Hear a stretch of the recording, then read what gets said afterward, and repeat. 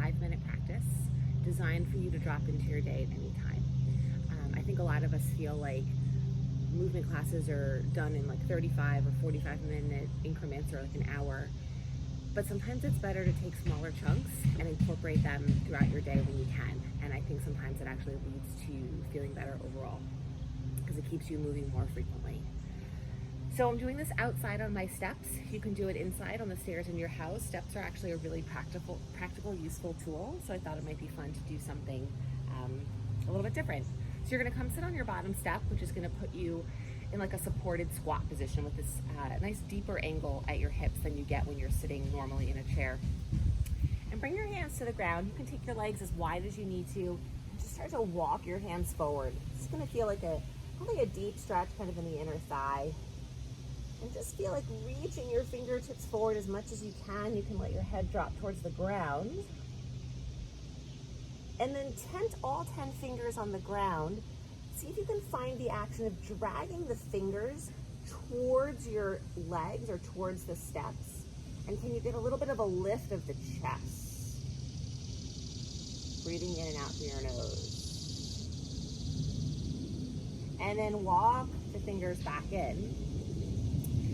Keep the right fingers on the ground. Bring your left hand behind your head. And you're gonna twist open and then all the way across towards that right leg. And you're moving your shoulder as well, so your whole rib cage is kind of turning up towards the sky.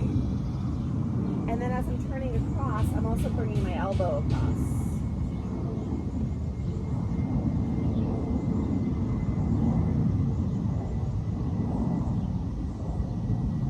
One more time, and then we'll switch. So you're gonna bring the left fingertips down to the ground. Right hand comes behind the head. Same thing, rotate around. And then all the way across, and move the elbow across towards the inside of that left knee. And as you rotate open, spread the elbow away from the ground.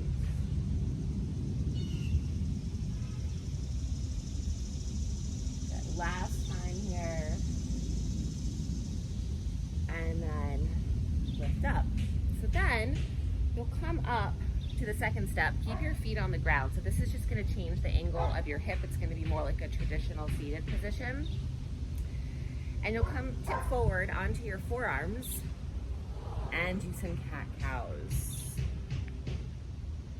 And I really like this position because it helps facilitate more movement higher up your back. So you get more movement through the rib cage, more movement through the upper part of the spine. My favorite version.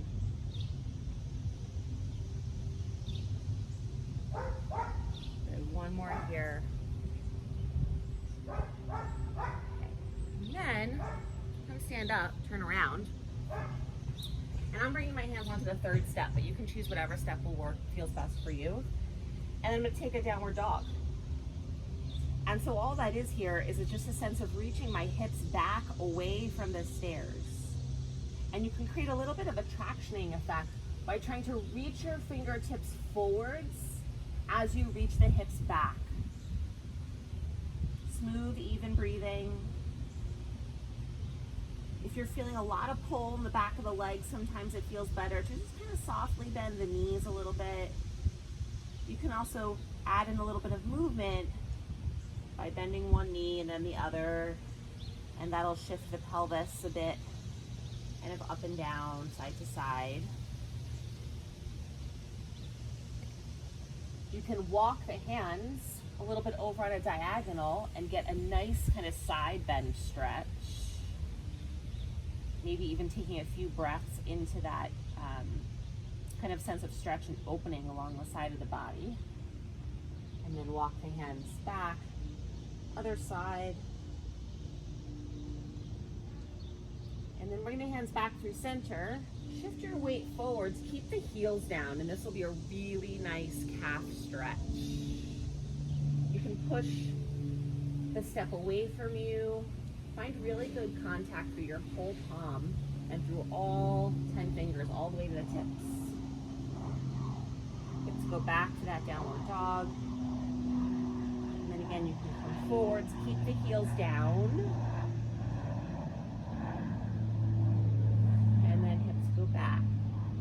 And then we'll kind of play around with a modified lunge. You can bring your foot up to any step, whatever works for you. I have mine kind of out on a diagonal. And I'm just gonna shift forwards and back, kind of in and out of this position. And there's no right or wrong here. So play around, explore, try different positions of your feet, of your hands, and see what feels good for you. The idea of this is to feel good, to feel like you're moving many parts of your body that might not be getting movement while you're working or while you're doing whatever it is that you do during the day. Switching legs, same thing, side to side.